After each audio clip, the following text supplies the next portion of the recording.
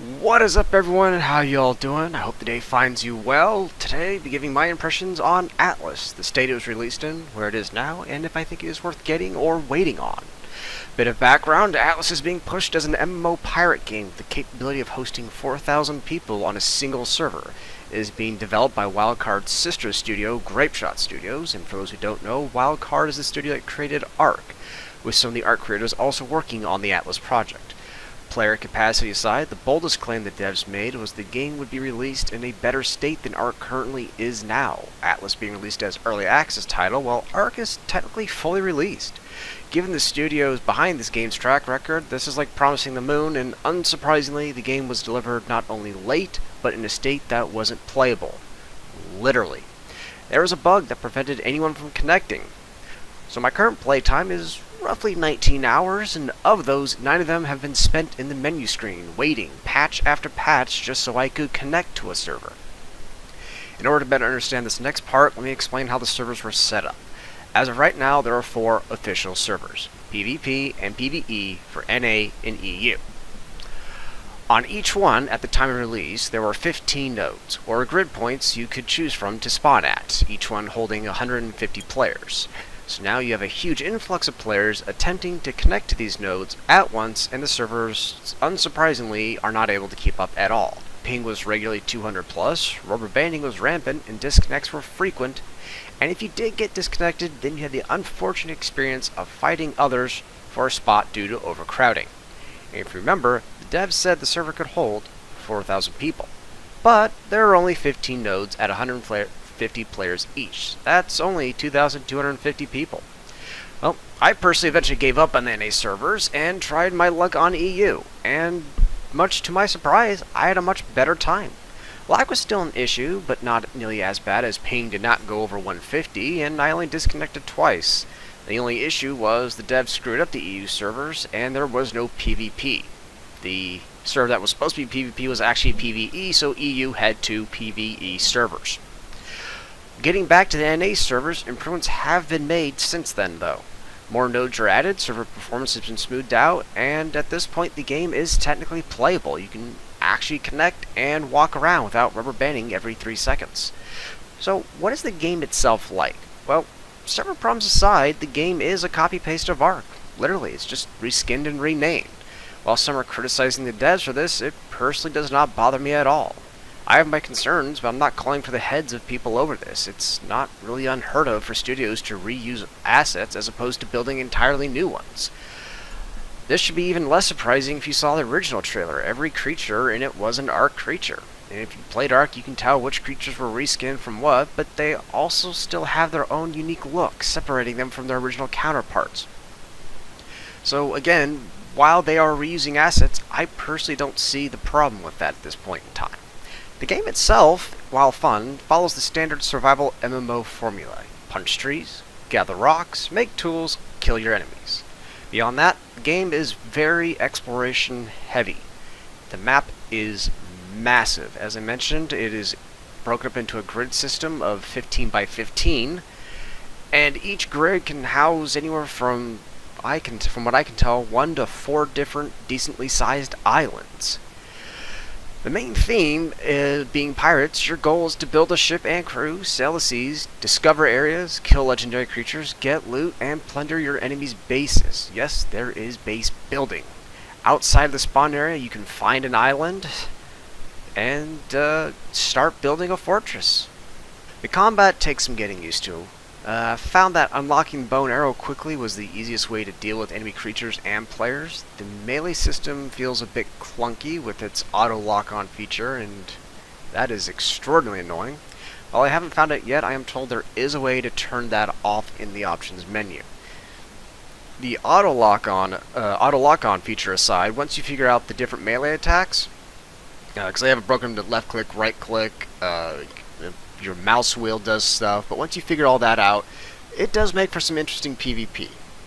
Because depending on which melee move you decide to do, will sit there and either cause more damage or cause more torpor. Definitely, you actually have to, it's not like ARP, you just swing away and hope you hit something. You actually have to kind of think on this one.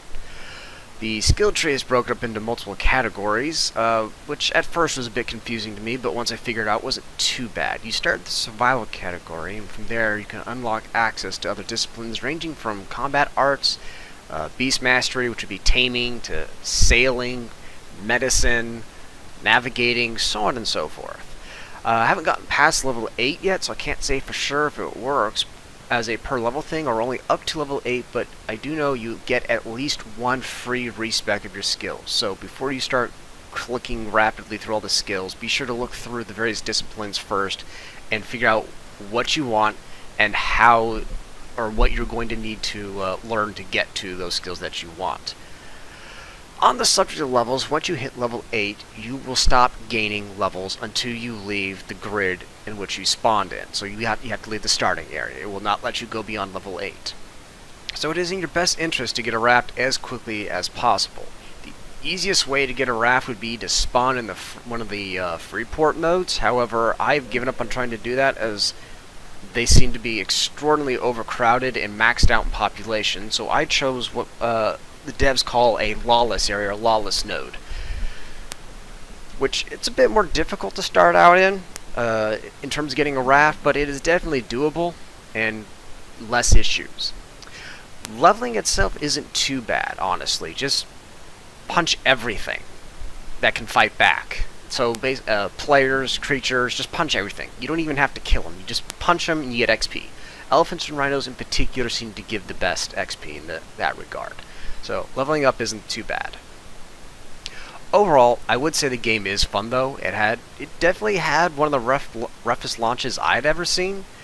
I mean, right up there in terms of promises made and broken. It's right up there with No Man's Sky, Fallout 76, and well, not. Oh, what the hell? I'll throw Mass Effect Andromeda in there too. But it was definitely a clustercluck of a launch, to the point where not even early access would sit there and save it. I mean, you can sit there and slap early access on it, but no. Not even that saves it from how bad the launch was. Holy crap.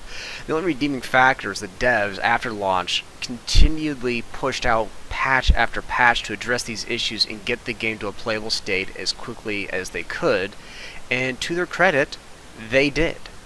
The game is now currently playable.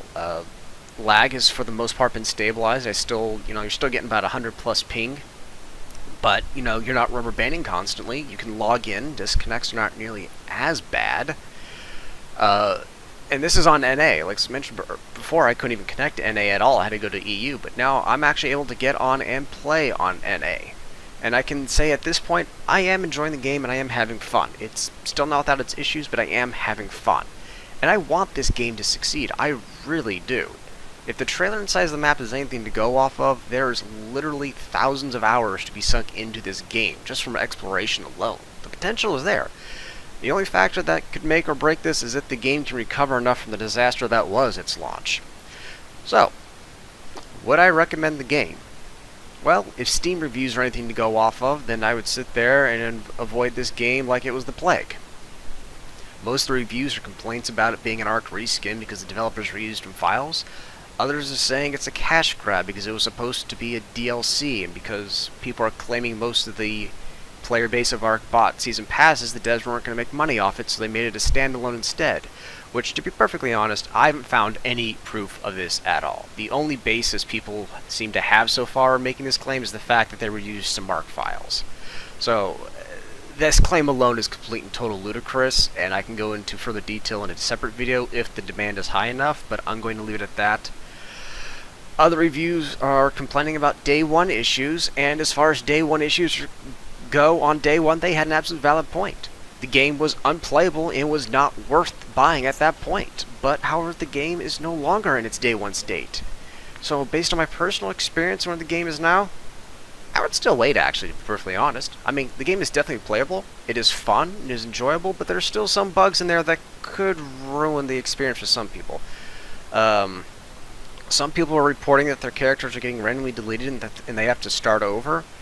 I personally haven't suffered that particular bug. I suffered a similar one once where I could no longer craft, although I think I know what caused that. I'm not 100% sure, but I could no longer craft anything and ended up having to remake a character. which again wasn't a big deal. I was only level 5, so it was really no skin off my back. But there are still a few bugs in there that might be a turnoff for some people. So in that regard, I would wait till after the holidays, give the devs some time to smooth things out, and then if you're still interested, and I hope you are, then come back to the game and give it a go. It is fun, the potential is there, and as I said before, I would love to see this game succeed, but the developers definitely have some rough waters to navigate if they want to salvage this ship of a game from the hurricane that was its launch. So, that, at this point, is my opinion on Atlas. It is fun, there's potential. If you can overlook some of the bugs and whatnot, and you're still willing to give it a go under the pass and early access, then hopefully I'll see you in game. But as it stands, I would still wait. Hope you all enjoyed the video. Feel free to leave your comments below if you get any more questions, or if I missed anything, again, post them below. I'm always up for, a debate or a discussion or something, as long as it is civil. If you're just going to sit there and curse and flame and call me an idiot because I missed something, then I'm just going to delete your comment, to be honest. And I hope you all have yourselves a wonderful Merry Christmas, a good weekend, and I guess a Happy New Year.